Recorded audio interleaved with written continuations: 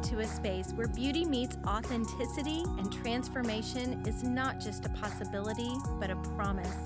I'm absolutely thrilled to introduce you to someone truly special, Dr. Rukmini Vinaya Rednam, the compassionate force behind the countless remarkable transformations in the vibrant city of Houston, Texas.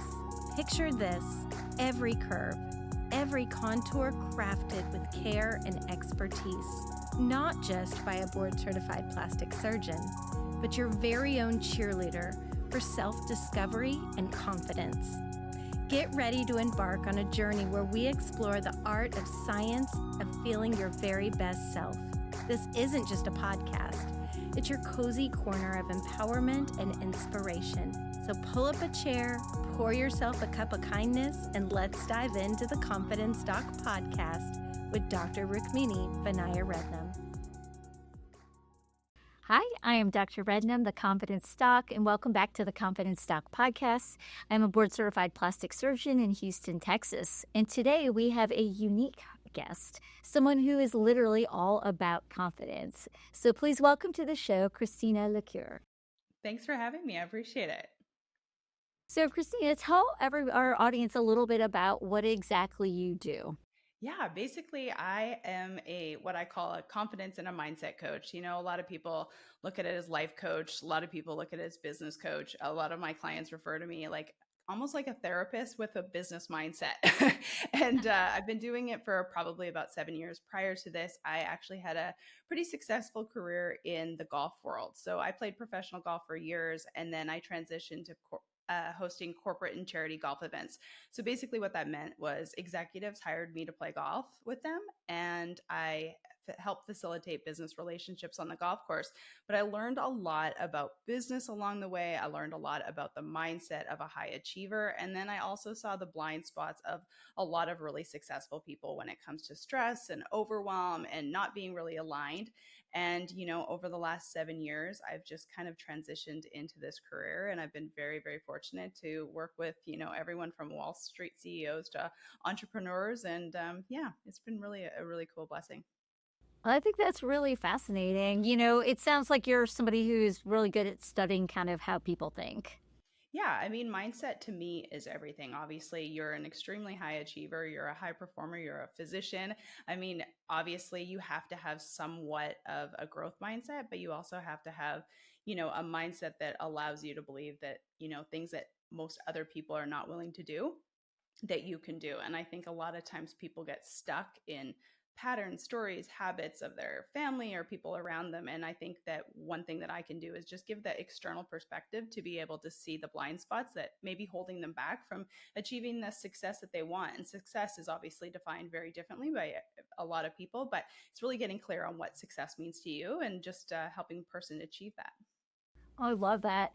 I would tell you, part of the reason I even came to my name, the Confidence Doc, was literally that I found that what I do is so much more than skin deep. And it really is about bringing out confidence in people, because I think it is the best accessory you can have. And you are described as a confidence coach. So, you know, what exactly does that mean? If someone comes and approaches you, what does that involve? Yeah, I mean, I personally believe that confidence is built. I think confidence is like a muscle. The more that you use it, the stronger it becomes. And I think a lot of people, you know, think that they lack certain confidence in certain areas. But I think the thing that I can reflect or help them see is that they're probably confident in one area of their life. And what patterns, habits, stories do you have in that area that makes you successful and confident? And how do we take those things and put them into the area of your life that you feel like you might be lacking in? And I completely agree with you. I would take a person, and I know you're extremely well educated, but I always use the analogy of I would pick a confident person who trusts themselves to show up more so than a Harvard education any day. I just believe confidence is one of the greatest things, one of the greatest attributes, because no matter what, a confident person will always find a way to yes. Mm-hmm. True, very true. So I've got to ask you, because you are somebody that brings this out in others, how did you find your confidence? Where did you start? My story is kind of wild. I had a very normal upbringing. I was, just a very normal traditional person. I grew up in Alberta, Canada. I've been an American citizen now for years. But when I was 18, I always tell the story. When I was 18, two things happened to me. One, I got pretty good looking, and two, I got pretty good at golf. And most people do exactly what you do. They give it a chuckle and they're just like, well, what is wrong with, getting really good at a sport and getting relatively good looking? And what happened during that time was I all of a sudden got a lot of external validation. I got the you're so pretty, you're so good, your life is going to be so great, and all of this external validation.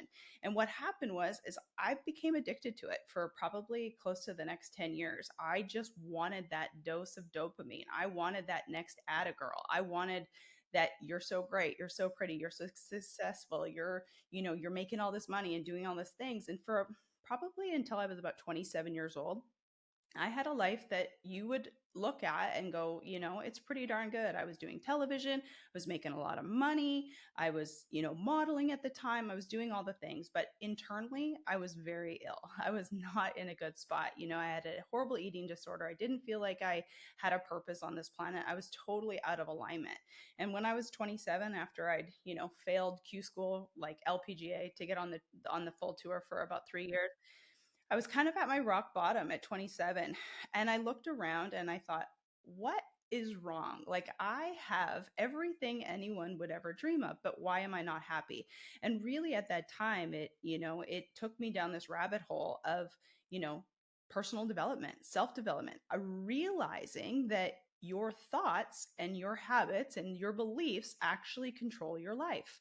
And it wasn't all of the external stuff that I thought was supposed to make me happy, that everyone told me I was supposed to be happy. I mean, I had everything that you could possibly really imagine. And it's very similar to what I have today. And yet, I always say today, I really truly feel like you will not meet a person who is more content with their life than me. It doesn't mean that I have a perfect life. It doesn't mean that I don't have bad days. But overall, I'm so happy with who I am and what I do. But it's been about I'm 42 today, so 27 to 42, like 15-year journey. But it's been a journey to get here. But that was really my story. And along the way, I had a lot of people approach me about, how can you be so successful? How can you be so confident? How do you make so much money? How do you do all of these things? And it's just, slowly but surely, I think I got really fortunate that I was like, well, if this like literally saved my life pretty much, I wonder what I can do for others. And that's organically how my business grew. I like that. And I also like that it's, some people say you're born confident, right? And I don't really agree with that. I think I'm an extremely confident person now, but I didn't start that way. And very much like you, like I was someone externally who anyone would have been like, oh, she gets good grades, she gets whatever she's working towards. But I wasn't very happy when I was younger. And it took me time and getting older. And I'm 42 as well. And good age. It took me time to get there. Like now, I feel like I have so many things that I'm really happy with, but it's because I found it in myself. Like I really had to figure out, like, okay, what makes me happy, what doesn't, and let go of some things, and stop trying to conform to what I thought other people needed me to be. Um, so I do think that it is absolutely possible to go from being somebody who is not the most confident to being extremely confident. But like any skill, like you said, you got to work on it. Yeah, absolutely. And it's a lot about self trust. It's a lot about patterns, stories, habits, things that you can trust yourself. And there's ways to build confidence. I mean, you start really small, but just like anything else, it compounds. Even in business, the flywheel analogy in business, it starts moving so slow up that hill, but the more you move it, the faster it goes, and quote unquote, the easier it becomes. And I think building your confidence is very similar. So, what are some like kind of easy tips, I guess, for our listeners? I know there's no direct, easy pathway, but if someone's like, okay, I'm hearing this, I really do want to start. Like, what are some, like you said, small things that you can start doing to help build confidence? Yeah, the very first thing I say is you have to be able to keep promises to yourself. You have to do the littlest things. Unfortunately, I think my business is very, referral and social media based.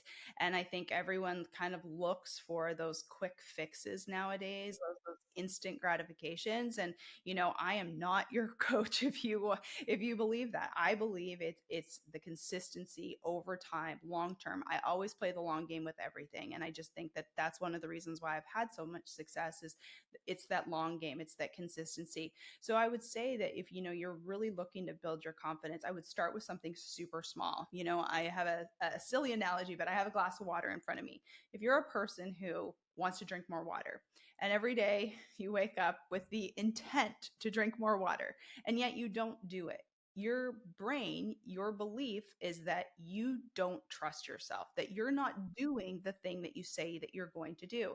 A great analogy, I'm assuming you have a lot of women listening to this podcast, especially at this time of the year. The stress is, through the roof. There's so much to do.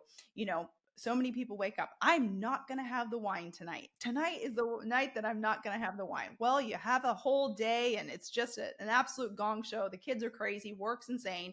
You come home and you have the glass of wine. I'm not saying that there's anything wrong with the glass of wine. What I'm saying is that you've told yourself that you're not going to do something, and then you go ahead and do it. And the more that you can actually do what you say you're going to do, the more confidence that you can build. And I start with like a glass of water. If you say you're going to drink 8 glasses of water, how do you set yourself up for so much success that, you put the 8 glasses out in the morning, you don't lay down in bed before you drink the 8 glasses. You do that consistently over time. They say it takes 60, 90 days to build a habit. You do that consistently. You do it for that one thing, but then all of a sudden that starts to compound into the next thing and the next thing and the next thing. And maybe it's going to the gym. Maybe it's putting yourself out on social media. Maybe it's starting the podcast. Maybe it's going back to school, whatever it is. But those little things compounded over time allow you to start trusting yourself. Your self-belief gets better. Your confidence in yourself and what you say you're going to do, you actually do. That's a great way of looking at it, because if you make it to bite-sized pieces, it makes it much easier, right? And we do that. We all do that at some point, where we make a promise to ourselves, and then we kind of set ourselves up to fail it, and then we're like, oh well, I wasn't going to do it anyways. Yeah. So pick something that's super simple to start with, and really promise yourself that you're going to do it, and find it. And oftentimes too, I'm assuming you're probably somewhat of a competitive person. You're obviously, are Oh. you? I mean, no, No, I, all the letters behind your name. I'm assuming you're a little competitive. there's no surgeon that's not competitive. There you go. It's kind of So built into us. exactly. So for us, and as an athlete, I mean, it's just like it's in my veins. But for us, that might be very simple. Like when we're saying that we're going to do something, I mean, you could cut off my arm. I'm going to do the damn thing. But I think for some people that can be really hard. And so I would figure out, like, how do you make it feel good? How is it somewhat enjoyable to you? How is a better experience? And I think oftentimes a lot of people almost go more towards self-punishment instead of actually doing something that you enjoy. One of the things that I always say to my clients is I always make myself right. And I know that that sounds really weird, but if you are trying to build confidence, you are trying to make a decision. My brand is decide it's your turn. The podcast is decide it's your turn. And making a decision can be very empowering. And I truly do believe that it really comes down to, those small, confident decisions over and over again that can really increase your confidence. I really good. And even though, like, obviously what I do is external, as a plastic surgeon, I really find that at the end of the day, if you haven't done those first steps, like you're talking about, to build your internal confidence, it doesn't matter what I do externally. Ideally, I'm helping people achieve something that they've been working towards, right? They've been putting all that work into. But I've also seen on the other side, when we do something and someone hasn't done all that self-reflection and work, that it doesn't matter what they see in the mirror, they're not happy. They're just not happy. And so that's why this is and I'm so happy to have you on, because it's so important that you are working mentally on who you are. Otherwise you can have everything in the world and it's all going to just seem dull. I could not agree with you anymore. I mean, it's that person who thinks, I work with a lot of business executives as well, and entrepreneurs, and people who are trying to perhaps hit their first $1 million in revenue or whatever it is. And I always say, I mean, I've been fortunate enough to hit a lot of goals, and if you think that thing is going to make you happy, you are going to be sadly mistaken. I mean, I have hit a lot of goals in life, but until I truly got that internal confidence, and don't get me wrong, I'm the first person to say I love the stuff, I love the goals, I love all of the milestones. But that's because my internal confidence and the confidence that I have in myself is, obviously I'm a human being doing human things. We all have bad days. But overall, I'm very confident in who I am. I'm very content with who I am. And all of those things are bonuses and extras. But if you think losing the weight's going to make you happy, you're sadly mistaken. If you think, the marriage, the promotion, the car, whatever it is it's so sad because it's not, and it's unfortunate because most people think that thing will always make you happy, and it won't. What would you say? It sounds like that's a big roadblock, right? Really focusing on something that's going to make it. What are some other common things that you see in a lot of your high achieving clients, right? That are like really common theme that like really stop people from being able to achieve that confidence? A lot of it is, stories, patterns, and habits of our childhood. I am obviously not a therapist, but gosh, some days it feels like the lines are blurred because that really is oftentimes what it is. I even released a podcast with a client today where they've hit all of these monumental, financial goals. And they always thought that, like, once we got there, we would be happy. But it's really the reprogramming of like what is happiness and allowing yourself to be happy. There's just so many stories that we as humans carry around. And until we kind of get clarity on like what it is that we actually want and figure out how to actually reprogram the stuff that's kind of keeping us stuck. So maybe it's the fact that, like, you always thought when you hit $1 million or you hit that, whatever revenue goal, you would be happy. But it's reprogramming like the ability to be happy, and what does that actually look like, and giving yourself the permission to enjoy it. A lot of those things are things that kind of come up. Money mindset stories come up all the time, and being okay with being okay, especially a high achiever. I'm assuming, you've seen this in your area of work. It's like that new level, new devil. Like there's constantly like you think that that next thing is always going to be the thing. Just a quick story. I had a woman come to me who had struggled with weight her whole entire life, and we all know nowadays there's Ozempic shot, and whether you like it or you don't, she proceeded to lose a lot of weight very quickly. And it had always been something that she always thought, like, once I lose the weight, I'm going to be happy. She lost the 60 pounds, and however quickly she came to me after, and she's like, oh my God, my whole entire life I thought once I lose the weight, everything would be better. And now I've figured out that I lost the weight and nothing changed. And that really is a lot of the things that, that's the internal work that we really have to do. And then, that's like the personal stuff, but then the professional stuff too is, always trying to strive to that next thing. But when is it ever enough? When does it become okay to just be okay? And I think a lot of high achievers have a hard time with that. I mean, I personally struggled with that. You get Yeah. that, like you say, you get that high, you achieve something, and then like after it could be a few days, and you're just like, okay, well, I want something more now, you know? And at some point, you have to just be like, okay with where you're at. Otherwise, it gets to become torturous, Yeah. keeping pushing yourself that way. And I think there's seasons to it as well, right? Like I love the fact that so many of my clients always have that new goal, but it's really about the season and the balance of it, and just, the contentment of it, and not doing it just to do it. So many people, keep going because I guess they're waiting for the permission that they're allowed to just be okay with where they're at.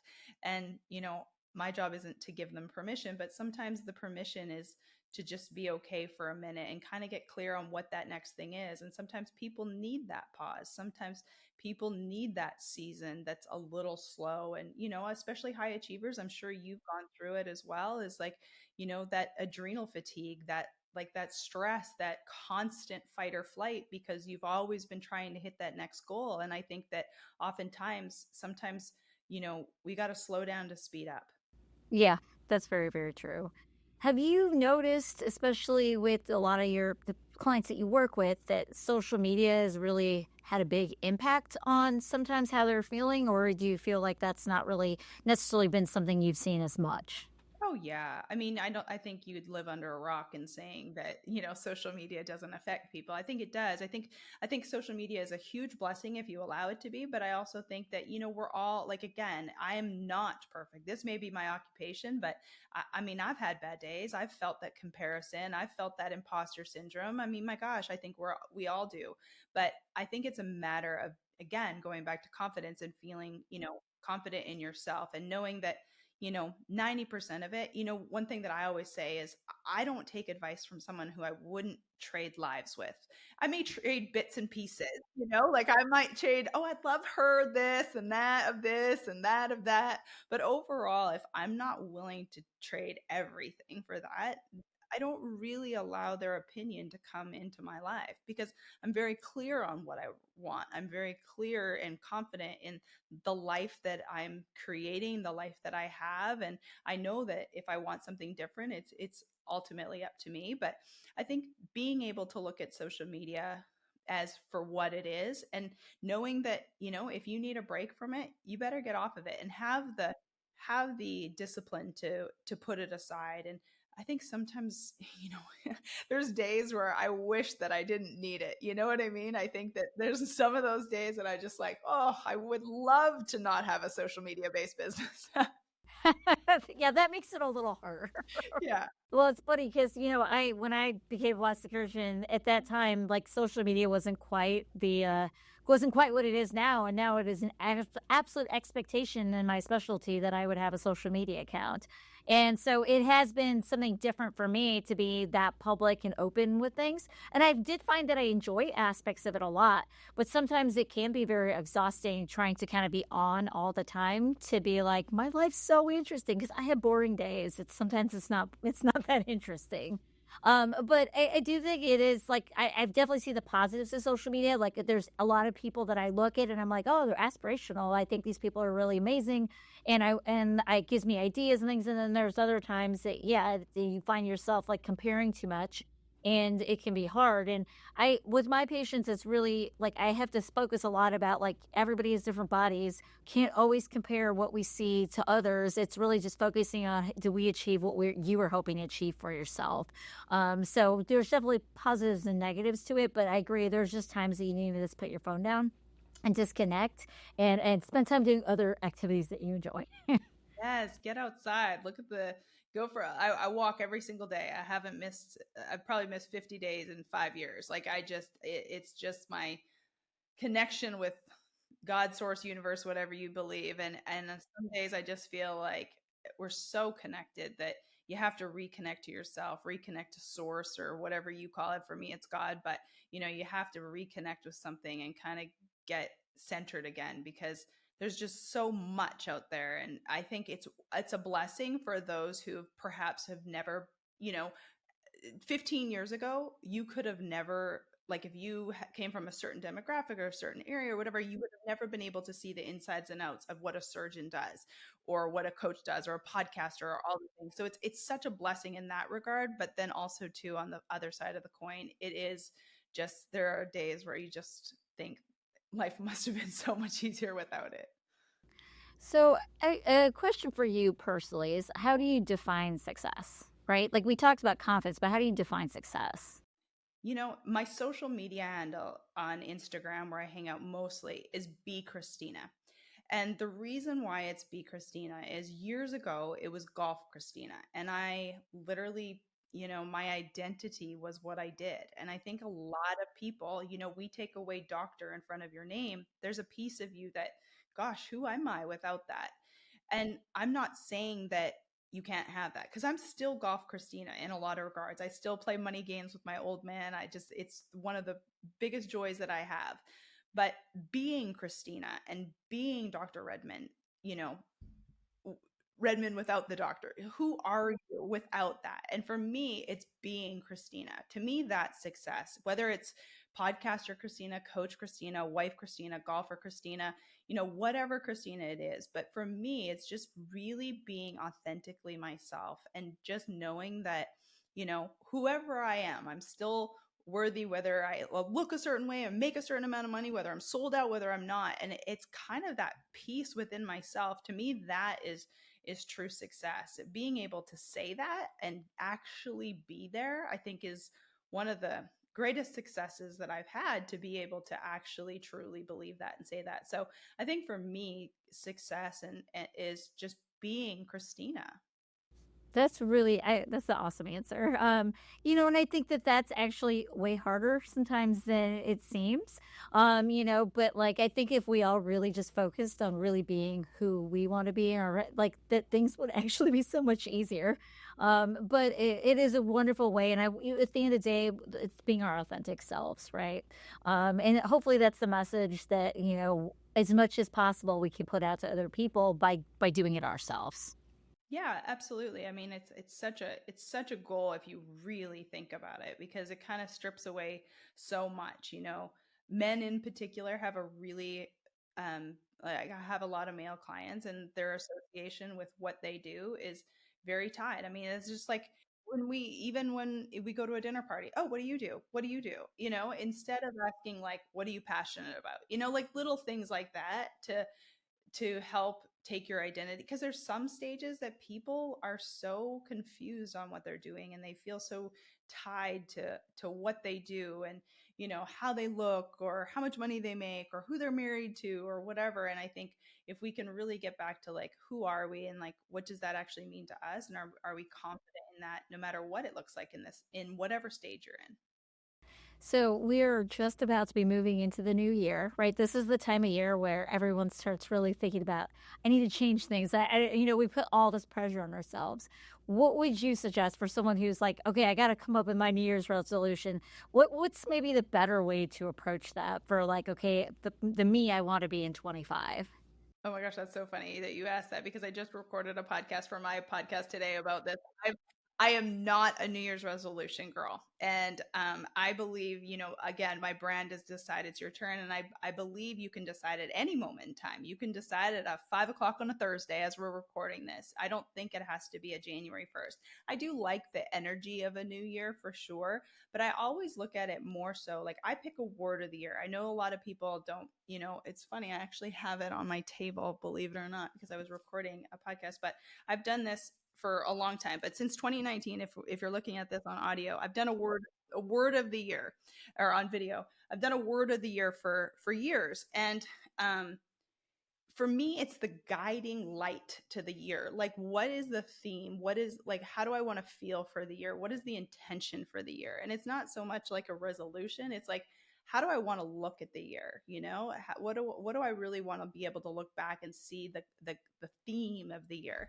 And for me, even just last year, it kind of sounds really silly, but like, I really, 22 was just a crazy year for me. I was very busy. Like, my business was big and like all of these things. And 23, my word of the year was calm. I really wanted to filter my year and my decisions through the filter of the word calm. Like, I wanted to be, you know, like, even saying the word calm, like, I don't know about you, but like saying the word, it like almost makes you You take a deep feel breath. more calm. Yeah. Yeah, you take a deep breath. And for me, that was just like a big theme that year. I just wanted to come at every decision that I made and every opportunity from a very calm space, calm with my clients, calm with my husband. And I think it was just my intention throughout the year. So, giving kind of like my 2 cents on a New Year's resolution, I would look at it as more of like, do you want to pick a word? Do you want to pick a phrase? Do you want to pick a feeling for the year? And really filter everything you do through that. And I think you could look back at the end of the year and really be able to see kind of how it made an impact in your year. I know a lot of people say, well, gosh, I'll forget the word and stuff, but there's simple little things that you can do. Like, gosh, I write Write it it every, down. yeah, write it down, put it on your phone. Put it Yeah. on your phone. You work at your computer, have a little sticky note. I've created my life on a sticky note, I swear. But you can put it all in a sticky note. You can get a keychain made. You can put it on a coffee cup. Little tiny things that I think, you know, in you can like almost subconsciously be thinking of it. And I think with big decisions, if you could filter that through your intention of the year, I think it could make a big impact for you. That is awesome. That is a really nice takeaway because Yeah, you could set a goal and not make it, and a lot of times that's what happens with New Year's. It becomes this huge monumental thing, and then people just really are like, I tried, never mind. And I like that because it means you're working on it throughout the year. You're not putting all this pressure on the first 2 weeks, when everyone hits the gym to do it. Because at the end of the day, it really has to be something that's long term if it's going to really work for you. Yeah. And if you do pick goals, if you are a person, because my husband and I go away every Christmas, we go on a bit of a vacation, and we always use the time to kind of come up with like what are our intentions for the year. But we also pick a couple of goals. I always tell people don't pick more than like, I'd say 3 to 4. And the reason why I say that is and this isn't my thing, it's just something that I've learned over the years, but it's almost like a habit stacking. So let's say you pick 4 things, and easy, we'll just talk about health and wellness, but like, you said people come to the gym, like, I'm quitting alcohol, quitting sugar, working out, running 3 days, like all of that shit. You're going to quit in like literally like 2 weeks. Like, let's be honest. Or It's you're not going to binge on all of that right Yes, before.